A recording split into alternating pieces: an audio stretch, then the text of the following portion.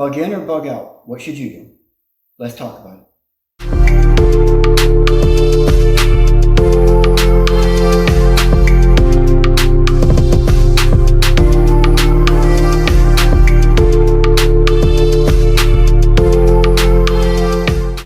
Welcome back, everyone. My name is Lee, and this is Prepare for the Worst. Today we're talking about, should we bug in or bug out? So let's talk about that. So I think we can all agree that it's better to bug in than bug out. So why would you leave your home where you have everything that you need, grab a bag with a very little bit of stuff, and go somewhere else? It's dangerous. You don't want to be outside any more than you have to. Do you even know your neighbors? What are they going to do? If somebody sees you walking down the street, what are they going to do to you? Where are you going to go? Do you have everything you need somewhere else? So you should stay in your house as long as you can. You only leave if you really have to. At some point, you're going to run out of food. You're going to run out of water. You might get attacked. If things get too dangerous in your area, you may have to grab your bag and leave. But until then, you want to stay home. How long can you survive at your house? If you don't have everything that you need to start with food, you need to start with water. You already have most of the basics. You're already going to have blankets. You're already going to have pillows. You're going to have ways to keep warm at night. So you should already have ways to defend yourself. I think most households have some kind of fishing gear. Of course, you're going to want the basic toiletries. You need soaps, shampoos. You're going to need, of course, toothpaste, toothbrushes, deodorants. The normal things that you would be using. You're not going to be able to get them at the store anymore. So you want to have some extras on hand. You're going to want toilet paper, of course. During the COVID pandemic, there were people getting shot over a roll of toilet paper. So if things really get bad, you can only imagine you're not going to be able to get a whole lot. You're going to want paper towels. You want to stock up on some dishwashing soap.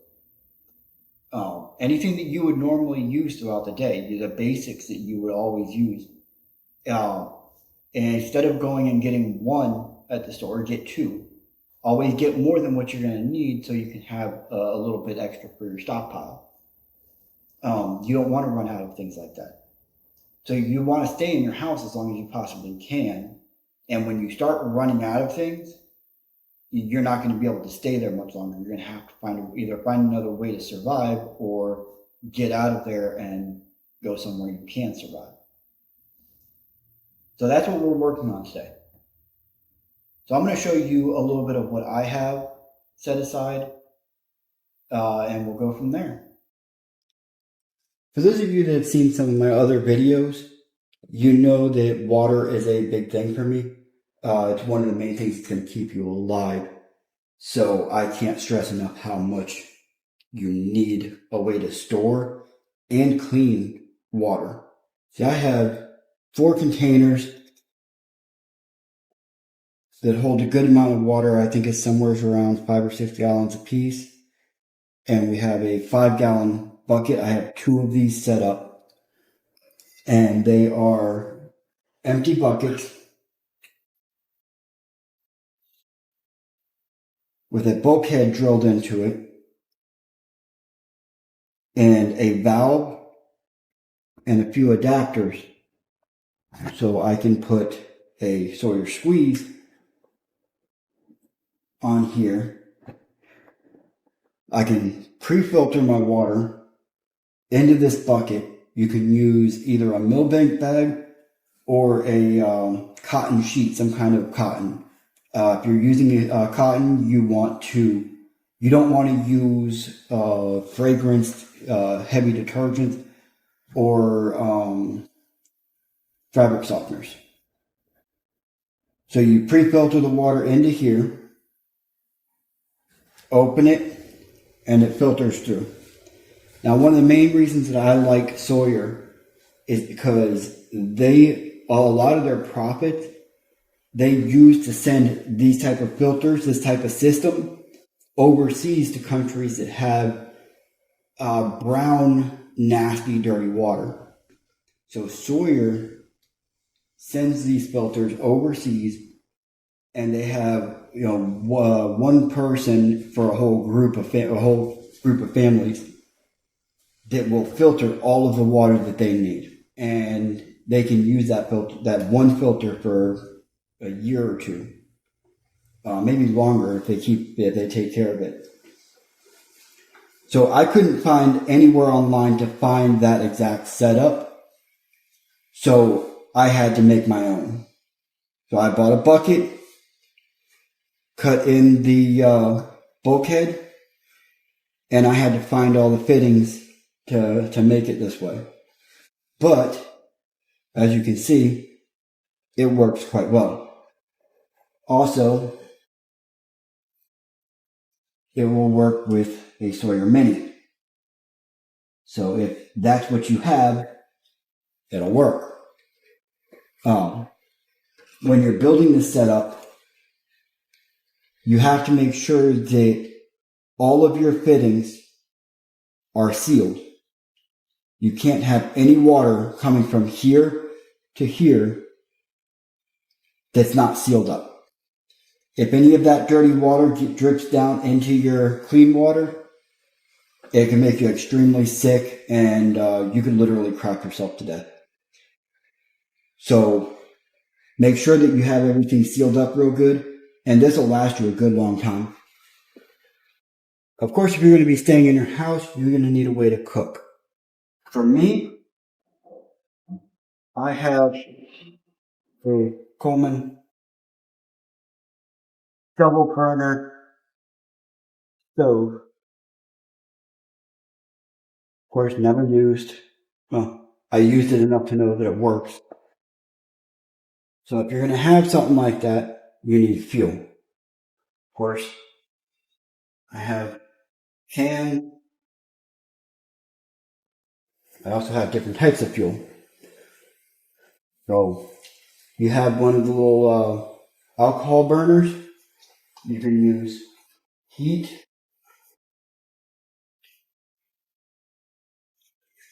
These are supposed to burn really well.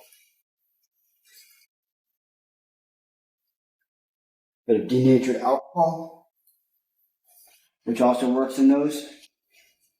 I have lamp wicks, packs of Sterno, this little fire starter. Those spark real easy. Different types of matches.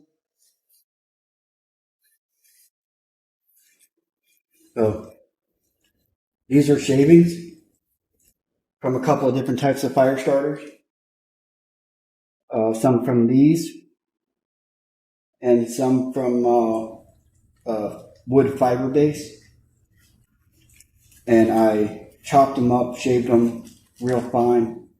Those will give you a real good spark.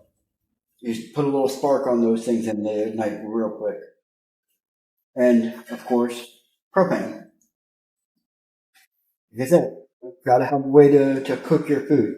These propane cans, you can get an adapter, which is in here somewhere.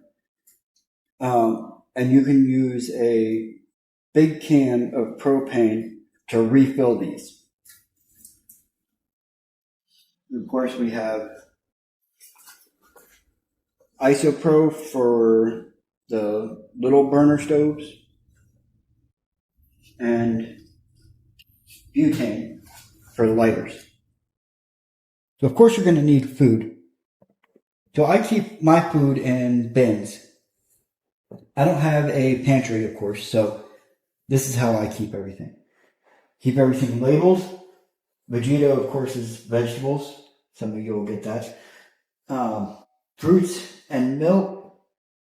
Got Mylar bags, some rice, some beans, some different types of pastas, things like that, in Mylar bags. Of course, with the oxygen packs, meats,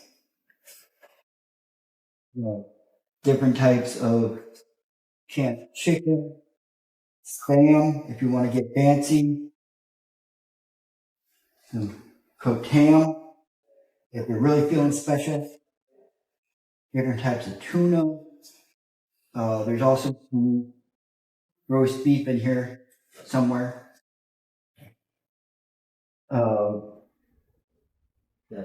Beans and miscellaneous, of course, you've got basic pork and beans and baked beans, things like that. Here's some good things to have on hand. You have the Mountain House Adventure meals. They're dehydrated meals. Quick, easy to deal with. Put some boiling water in them and let them go.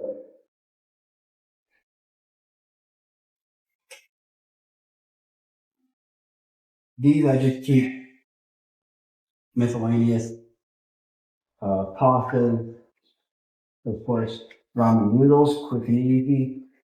They're not great for you, but it's a little something. Packets of tuna, yellow rice. These don't last as long as regular rice, but I cycle through everything. I eat that on a regular basis.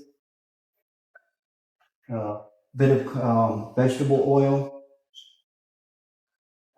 Normally I have olive oil in here, but I use everything and I can't afford to replace it at the moment.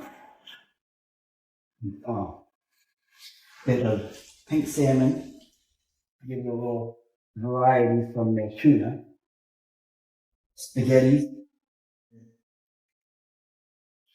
extra bottle of water. Fun fact, the Sawyer filters fit on here. So when you're done drinking this, save your bottle. You can put the filter on here and have clean water.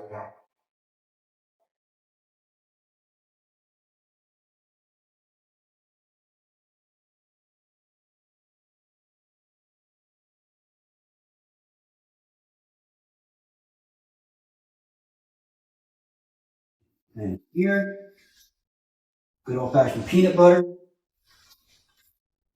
garbage bags with coffee filters, some ranch. I better use that before it goes bad. More ramen. Yeah. These bags, more coffee filters. Of course, coffee filters can be used as a pre-filter, so they're a good thing to have on hand even if you don't drink coffee. More ham, peanut butter. Oh, garbage, I hate them. Baking soda, good thing to have on hand. More tuna, packets of salt, iodized salt, honey, different chili pepper, different types of spices you're going to want. Of course, baking powder. I have flour and Mylar containers. Spaghetti sauce. It's one of those you have to use on a regular basis. 4 Patriots type stuff. Honestly, not a fan. It might be good for large families, but their meals, they might have 10 servings of mac and cheese, but they're 10 servings all in one packet, so you have to cook the whole dang thing in one. So if you don't have a big family, you don't have a fridge when shit hits the fan, you have no way to store all of that extra food. So what are you going to do with 8 or 9 servings of mac and cheese when it's just you? So I keep different types of meals in here.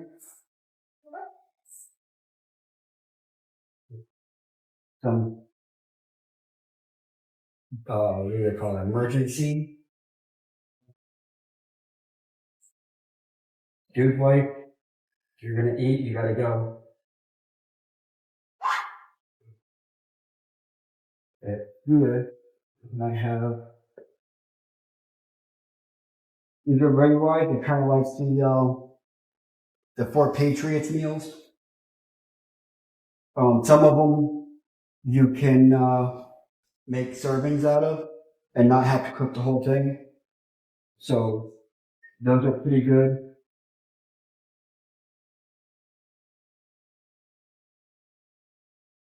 And a whole bunch of Mountain House meals. Of course, I have more than that. They're kind of spread out between my spread out bag. Hearty tortilla soup, brown sugar maple and multigrain, cheesy macaroni, whey milk, more multigrain. There's things to keep you alive. Of course, you want to find other ways to get food. You don't want to rely on all of this. You have your stockpiles.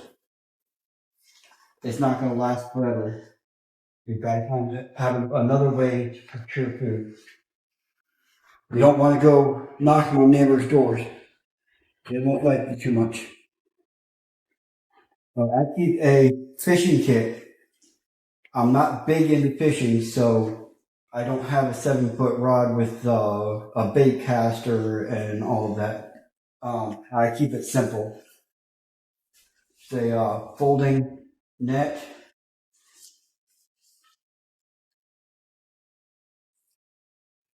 Not great, but it gives you something to get bait fish with if you need to. Most of that I got from Goodwill for $3 for the box with most of the lures.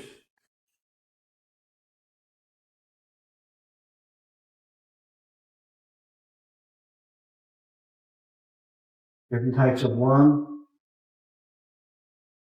Keep an eye out at Walmart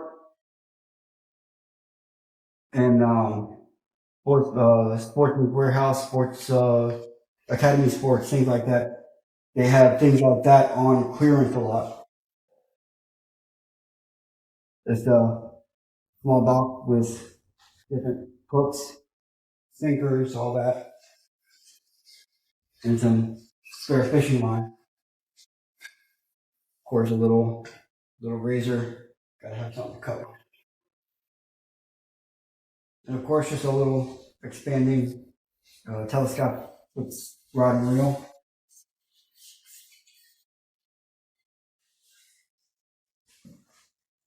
Just gives you something to fish with.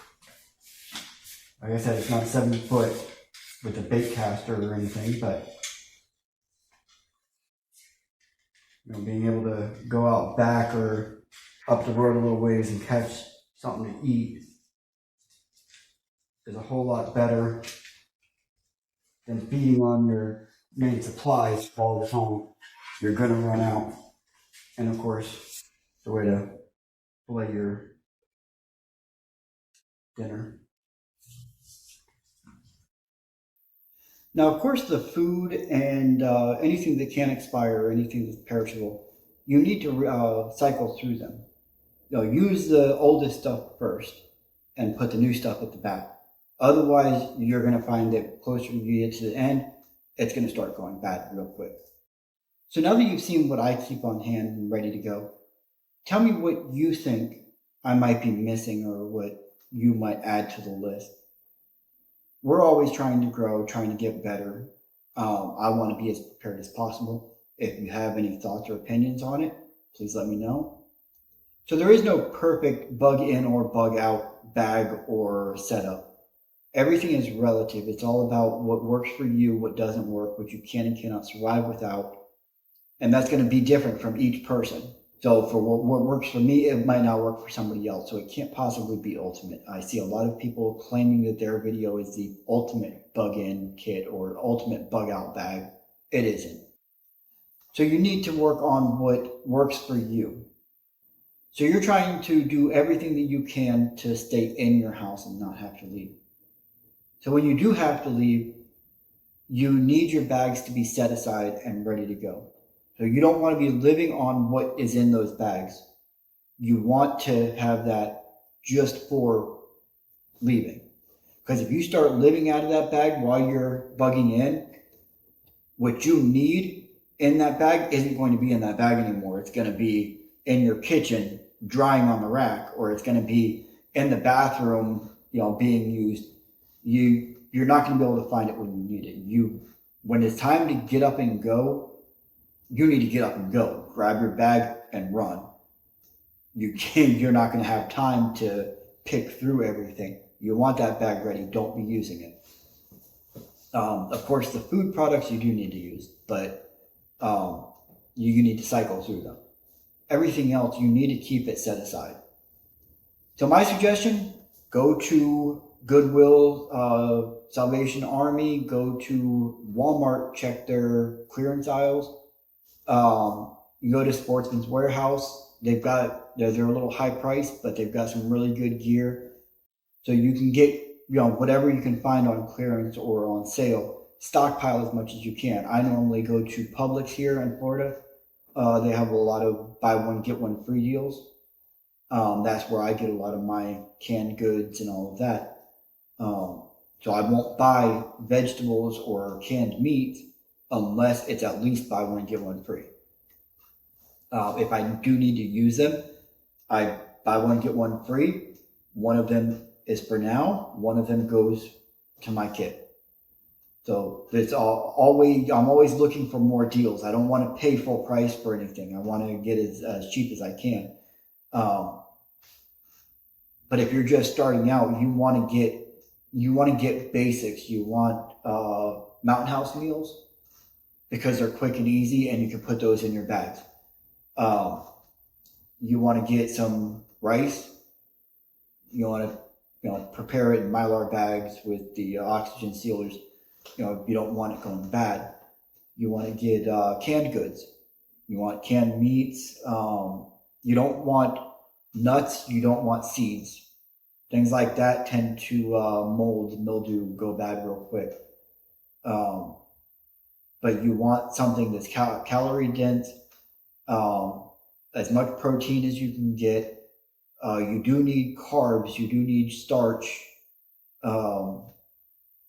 Canned soups, things like that. They last a really long time, even past their expiration for the most part.